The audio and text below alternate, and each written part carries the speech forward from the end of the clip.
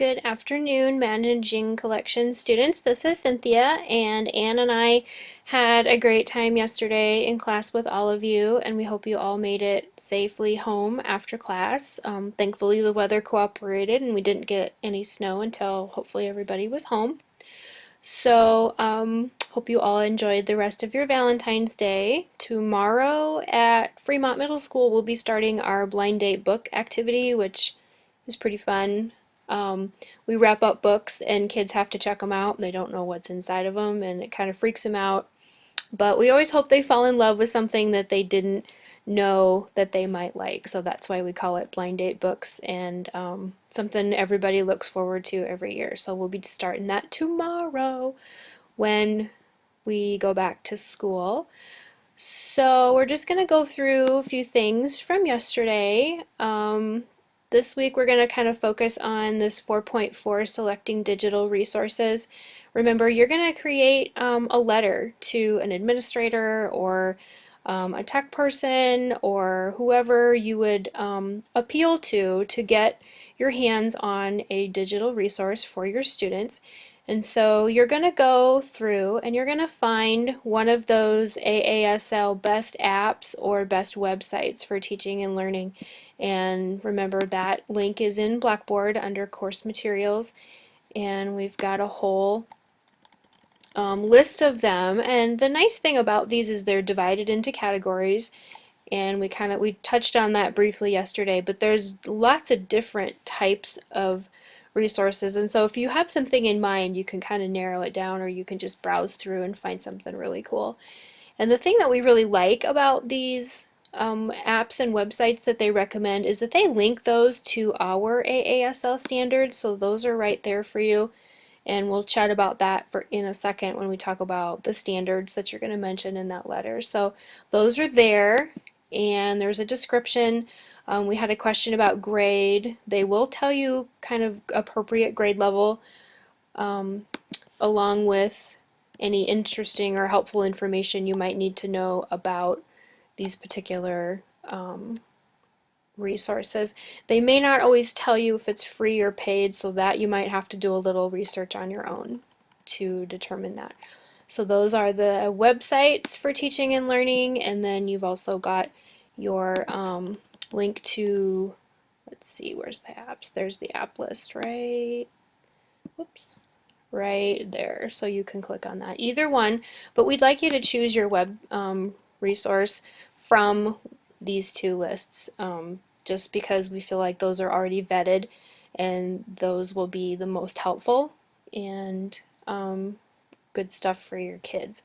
So we'll jump back over to Blackboard and kind of look through this assignment. So you're going to describe the app or the website. What does it do? What is the grade or the age and the platform? And the platform is going to be really key, because if you're in a district with a lot of different types of devices, something that is multi-platform and usable on any device is going to be very, very appealing, because it's not limited to just one type of device. So that's going to be something that you might want to think about if you're in a district with lots of different devices and platforms.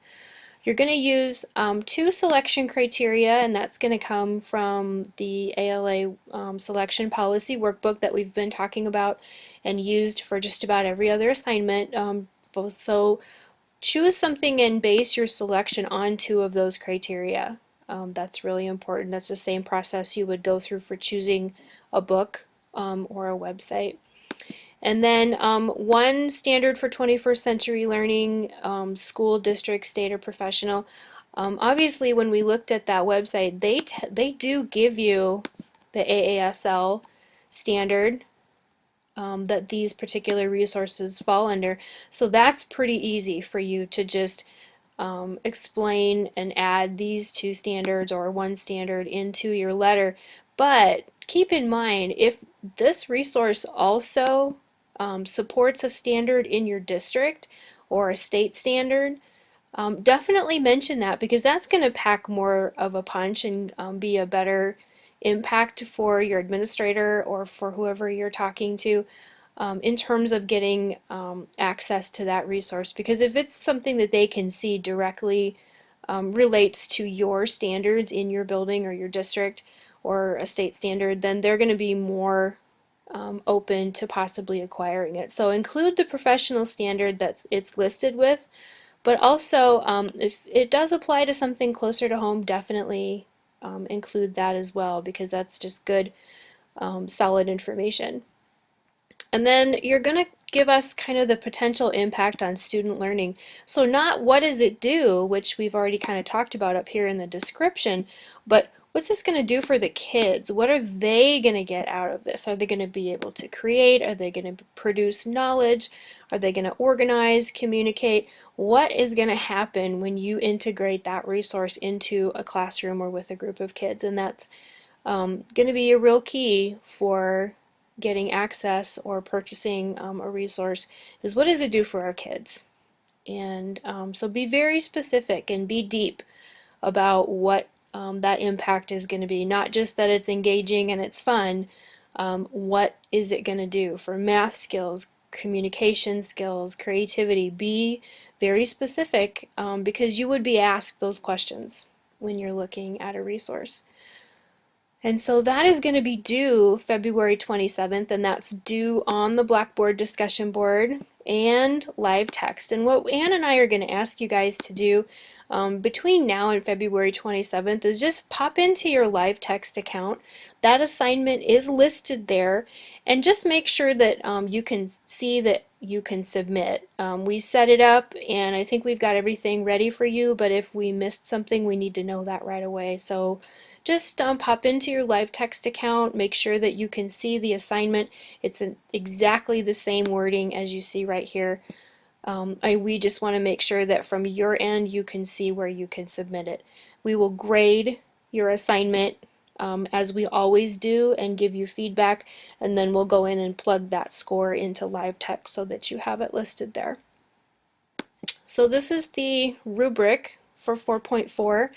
And again, we're going to, go through the description of the website or the app. What does it do? What's the platform?